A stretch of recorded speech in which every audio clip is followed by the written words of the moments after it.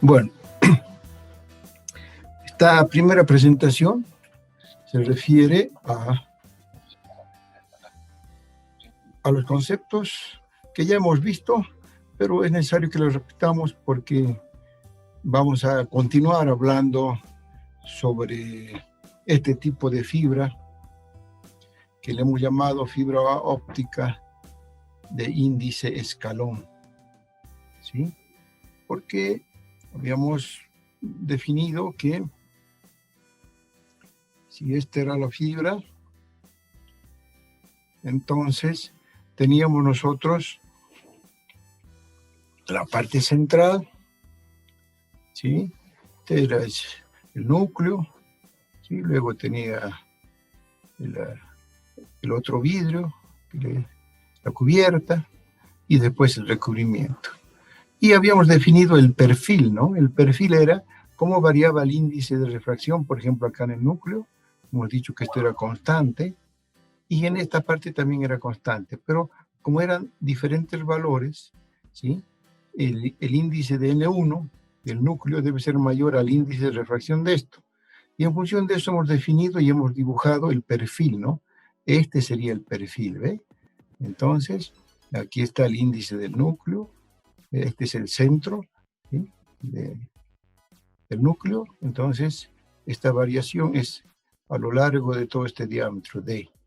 Cuando pasamos a este otro vidrio, el índice baja. Entonces, debido a eso, hemos dicho que esta es una fibra de índice escalón. También hemos visto la otra, que es la de índice gradual. Por el momento, simplemente vamos a guiarnos en esta de índice escalón, y ahí están los índices como hemos definido, y lo que significaba el índice de refracción. Entonces, vamos a pasar ahora a ver un poco las dimensiones de las que estamos hablando cuando hablamos de esta fibra, ¿sí? Y la clasificación sería de esta siguiente manera. Ahí está, ¿ve? Ahí está de nuevo nuestro diagrama de referencia, y miren ahora las dimensiones. Eso me interesa ver acá, ¿sí? Ahí está el núcleo, las dimensiones de este núcleo, ¿sí? Las dimensiones de la cubierta, ¿sí? Incluso del recubrimiento, de toda esta parte, ¿no? De este sistema de protección, sería esta tercera capa. Como pueden ver, el núcleo más pequeño está entre 8 a 10 micrómetros. Todo está en micrómetros. Y después hay núcleos que ya están en 50, en 62, en 85 o hasta 100. Entonces, claramente, hay unas fibras cuyo núcleo es muy pequeño, de 8 a 10 micrómetros, ¿sí? Estamos hablando del orden del cabello humano, ¿sí? Entonces, esa se diferencia claramente. La particularidad es que la cubierta está normalizada, puede variar el núcleo, pero la cubierta está normalizada en 125 micrómetros, ¿sí? Y obviamente también el recubrimiento está más normalizado, miren. Está entre 250 y 500, según sea el tipo de fibra, el tipo de hilo de fibra, ¿no? Cuyo recubrimiento es particular. Entonces, vamos a distinguir aquí, entonces, solamente por la dimensión del núcleo, ¿sí? Obviamente, las fibras que les llamamos monomodo tienen el núcleo mucho más pequeño. Y esas son básicamente las que se usan en las redes de telecomunicaciones. Ese es la fibra. Monomodo porque estamos diciendo que se va a transmitir por esa fibra un solo rayo, o es lo mismo un solo modo. Vamos a aclarar eso, justamente lo de rayo y lo de modo, porque vamos a hablar un poco cuando nos conviene como rayo y cuando nos conviene como ondas, ¿no? De eso se trata. Muy bien. Entonces, en las otras de núcleo más grande, obviamente hay muchos rayos, y por eso se le dice multimodo, ¿no? Y ya sabemos nosotros que la palabra modo es lo que hemos visto en guía de onda, que significa el modo en que el campo eléctrico y magnético se acomoda, en este caso, dentro del núcleo para quedar encerrado y propagarse a través de él. Ese es el concepto de monomodo, un modo de propagación. Y si hay muchos modos, entonces es multimodo. ¿Ya? Ahora, vamos a utilizar nosotros una aproximación que nos es muy útil para entender la parte de propagación de la luz dentro de la fibra óptica. Vamos a asimilar la palabra modo al concepto de rayo. No es lo mismo, ¿no? Porque un modo es de la teoría onda electromagnética y un rayo es de la teoría corpuscular, ¿no? Entonces, eso ya hemos definido. Y en este caso, ahora vamos a hablar cuando nos convenga de modos o de ondas electromagnéticas y cuando nos convenga de rayos. Eso lo estamos viendo ya incluso en esta presentación. Por eso vamos a decir, una fibra monomodo se propaga un rayo y en la multimodo varios rayos, ¿sí? Entonces, eso es porque el rayo de luz y el modo de propagación los vamos a resumir en esas dos cosas, ¿ya? Fibra monomodo se propaga un rayo, fibra multimodo se propagan varios rayos, ¿sí? Esa es la forma, digamos, un poquito práctica, no es estrictamente teórica lo mismo, pero nos conviene hablar con esa terminología, ¿ya? Bueno, visto entonces esas dimensiones, la gran diferencia que hay entre una fibra monomodo y multimodo, vamos a definir ahora otros parámetros y otras relaciones que se utilizan para trabajar con la fibra óptica. Hay unos parámetros, por ejemplo, como la apertura numérica, ¿sí? La frecuencia de corte normalizada. Esos términos utilizan los manuales de los fabricantes. Entonces, eso es lo que nosotros vamos a ver ahora a continuación, esos conceptos, ¿ya? Para eso, volvemos a nuestro esquema que siempre hemos utilizado para analizar los rayos dentro del núcleo, ¿no? Y entonces, lo que está en amarillo es el núcleo, y vamos a asumir aquí que vamos a poner un cono de luz, ¿sí? Y para eso hemos dicho, podemos girar esta línea que dice este ángulo límite. Si esta línea lo hacemos girar así, vamos a tener un cono de luz. Entonces, hemos analizado ya los rayos, en fin. Volvemos de nuevo ahora. Pero ahora ya nos interesa ver con mayor detalle los ángulos que se presentan cuando un rayo tiene reflexión completa. Reflexión completa quiere decir que queda totalmente encerrado dentro del núcleo, como es el caso de este rayo, ¿no? Miren. Entonces, hemos llamado ángulo límite.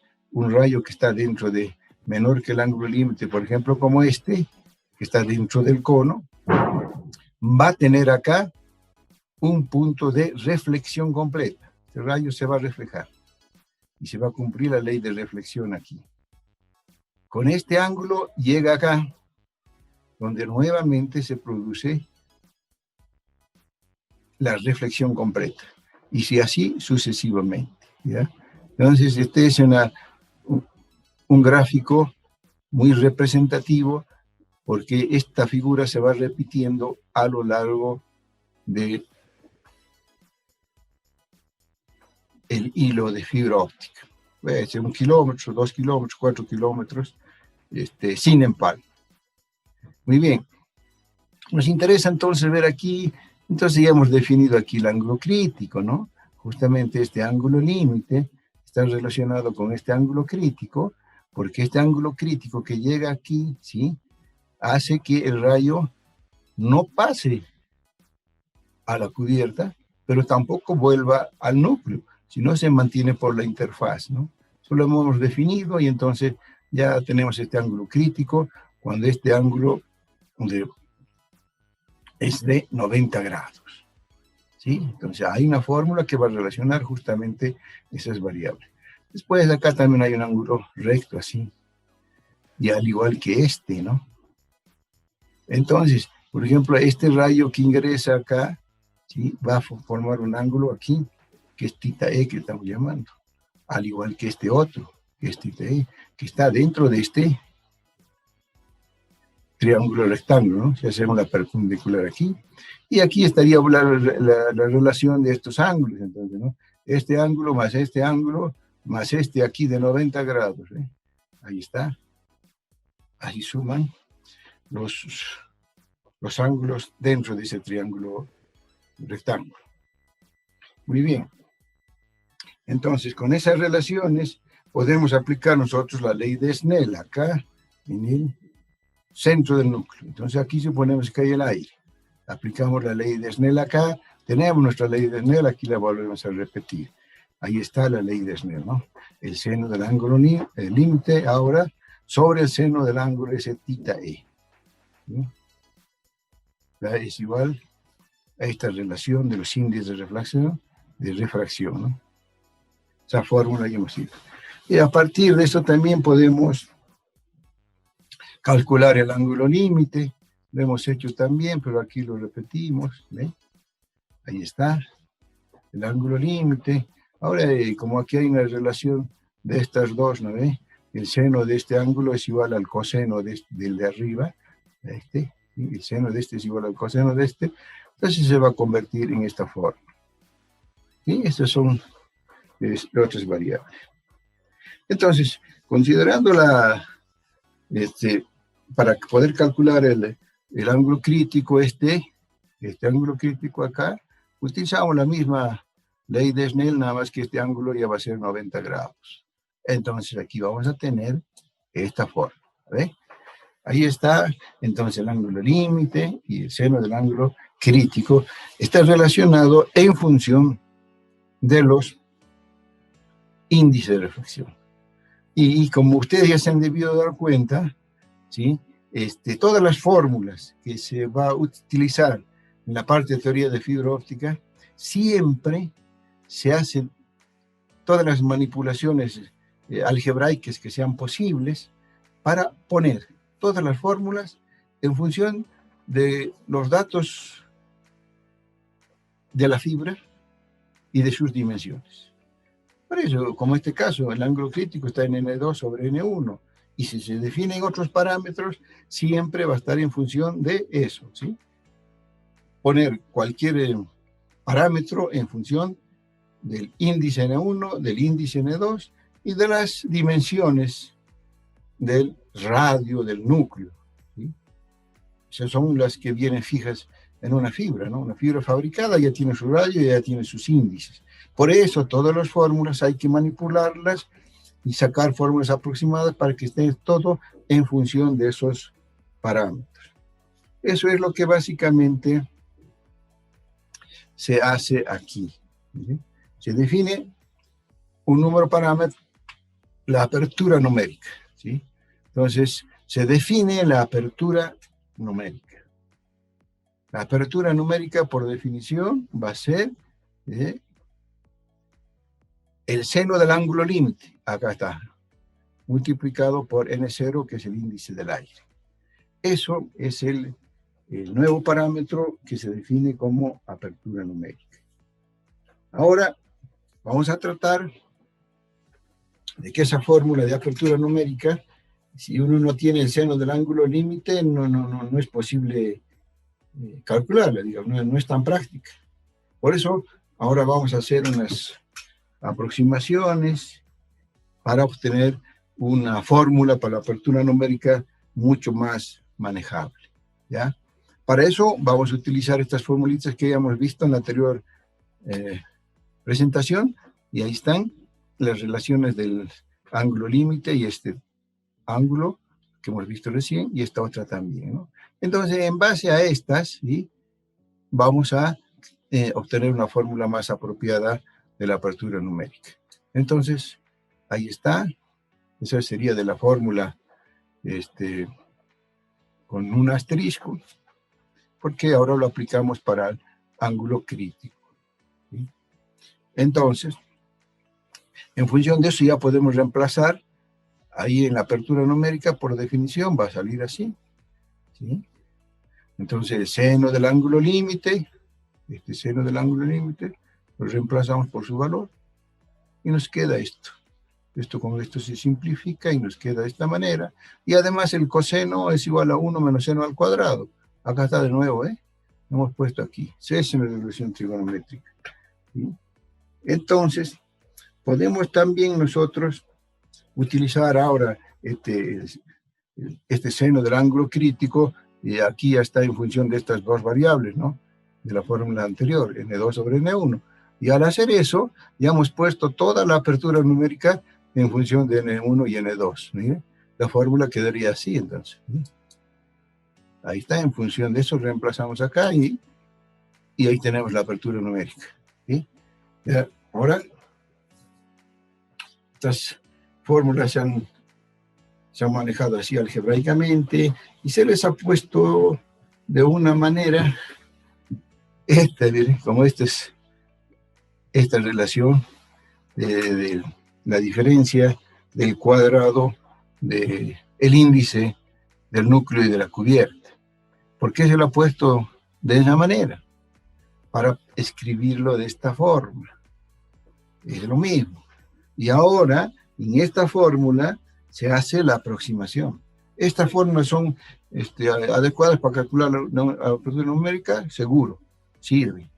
Pero la que más se utiliza es cuando se utiliza un dato práctico que nos permite simplificar más esta forma. El dato práctico es que en la práctica la diferencia de índice entre el núcleo y la cubierta, el escalón, es de muy poca diferencia.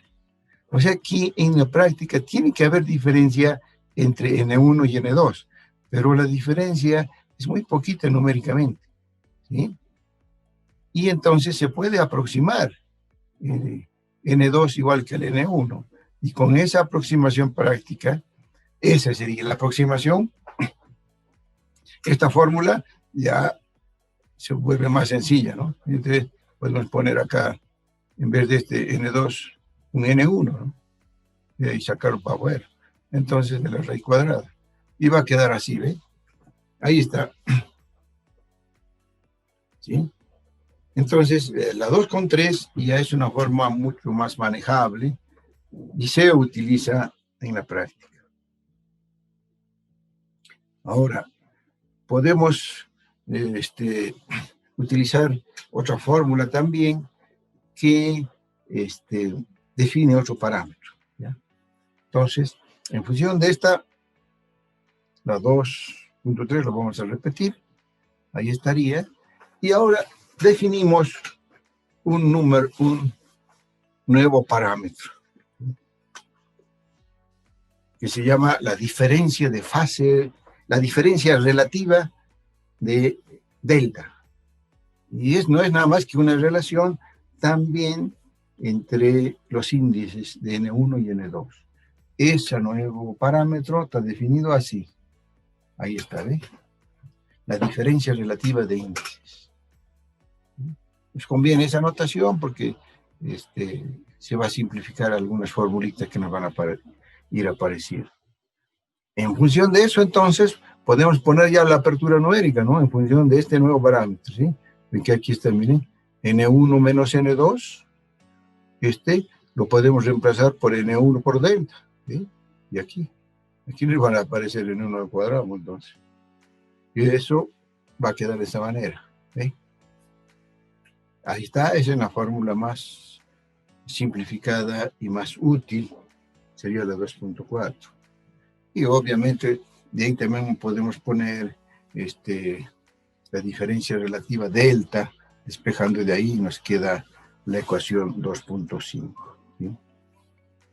Bueno, entonces, estos serían los nuevos parámetros que se definen para considerar en la propagación de la luz dentro del núcleo. Los nuevos parámetros que hemos definido. Bueno, ahora vamos a volver al concepto sobre fibras multimodo y monomodo, ¿sí? Y vamos a definir otro parámetro, ¿sí? Y ese va a ser el parámetro interesante, porque ese es el parámetro que nos va a relacionar, digamos, la longitud de onda de la luz que se utiliza, el radio del núcleo y un nuevo parámetro que se llama la frecuencia de corte normalizado. Acá está el nuevo parámetro. Sale de esto. ¿Vean? Cuando la luz se propaga por el núcleo, hablamos ahora, nos conviene de las ondas electromagnéticas que se propagarán por acá dentro del núcleo. Entonces, acá hay unas ondas electromagnéticas que podemos utilizar las ecuaciones de Maxwell para trabajar dentro del núcleo, ¿no? Y entonces, por eso hablamos de guía de onda para ondas electromagnéticas. Eso es una fibra también. Y entonces, cuando se analiza con esa teoría, aparece esta nueva variable. Y esa nueva variable se llama frecuencia de corte normalizada. Y vamos a utilizar este concepto entonces. Ahí está, ¿ve? Es el nuevo llamado frecuencia de corte normalizada. Es un parámetro de la teoría de ondas electromagnéticas, y cuando hablamos de modo dentro de la fibra, ¿no? Entonces este es un parámetro. Entonces este parámetro está relacionado con el radio del núcleo. ¿Ahí? Y más o menos esta es la idea, ¿ve? Ahí está. Ese parámetro B relaciona el radio del núcleo y la longitud de onda de la luz que se aplica al núcleo, ¿sí? Esa es la relación. Entonces, podemos utilizar la fórmula de B que sale de la teoría de onda electromagnética y tratar de relacionar entonces ese parámetro B, lo vamos a relacionar con los parámetros de la fibra, ¿sí? Eso se hace aquí a continuación. Ahí está la fórmula del B, ¿sí? La relación de B. Entonces, fíjense, este parámetro B, que si bien es un valor de la teoría de ondas electromagnéticas, se relaciona con el índice de la fibra, el radio y la longitud de onda de la luz que se aplica. Entonces, este es el parámetro que está relacionando variables, ¿sí?, físicas, y que sería el radio del núcleo, y con las variables N1 y N2, que son índices de reflexión, y la luz. O sea, la longitud de onda de la luz que se aplica. De nuevo, aquí se escribe esta diferencia de cuadrados de esta manera para hacer de nuevo la aproximación de que N1 es igual a N2, y entonces esta formulita también se puede ahora aproximar el valor de B. Ahí estaría el valor de B aproximado, ¿no? Porque se ha aproximado este N2 es igual a N1. Y bueno, ya podemos también relacionarlo con la variable delta, ¿sí? Esa forma. Pero entonces, la que más se utiliza es esta fórmula final, y es que la planteamos aquí como 2.6, ¿no? Esa sería la fórmula que se utiliza en la práctica, ¿sí? Y que cuando hay problemas, se utiliza, porque esa variable B, en última instancia, nos va a decir, ¿no es cierto?, si la fibra trabaja en monomodo o multimodo. Esa B, ese valor de B, ¿sí? Y entonces quiere decir que con el valor de B, si nos da el fabricante o lo determinamos, porque ahí se puede determinar también, ¿no?, el valor de B. Si tenemos todas estas variables, podemos calcular el B, si no, ¿verdad? Este B, entonces, me va a permitir decir, ¿es una fibra multimodo? Sí. Entonces, tiene muchos rayos. ¿Y cuántos rayos nos va a dar el valor? Entonces, ese valor de B nos va a poder calcular en algunos casos cuántos rayos se propagan.